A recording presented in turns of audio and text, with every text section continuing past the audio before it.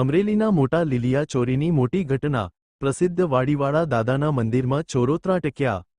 અજાણ્યા ચોરોએ મંદિરમાં કરી તોડફોડ। અંદાજે ₹3.50 લાખના મુગટ અને છતરની થઈ ચોરી।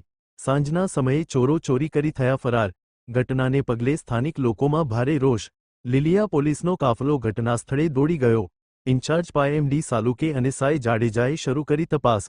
ડીવાયએસપી વિરલ ચંદન પણ ઘટનાસ્થળે મુલાકાતે પહોંચ્યા। પોલીસે આસપાસના વિસ્તારોમાં ચોરોને પકડવા ચક્રો ગતિમાન કર્યા। મહેશ બારૈયા, અમરેલી।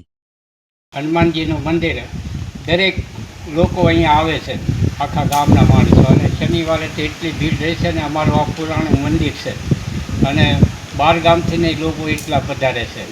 અને આજે સવારે અમારે એક ભાઈ પરિવારના અહીંયા આવ્યા એટલે એ દીવાબત્તી કરવા સવારે ને સાંજે 2 ટાઈમ આવે છે અને એણે આવીને જોયું તો મંદિર ખુલ્લું હતું અને સત્તરને મુંગટને એ બધું ગાયબ થઈ ગયું।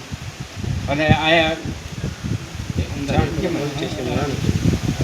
પછી પોલીસ સ્ટેશને જાણ કરી એટલે એ સ્ટાફ આખો અહીંયા આવ્યો અને ડીઆઈએસપી સાહેબ અમરેલીથી પધારેલા છે, એણે પણ તપાસ કરી।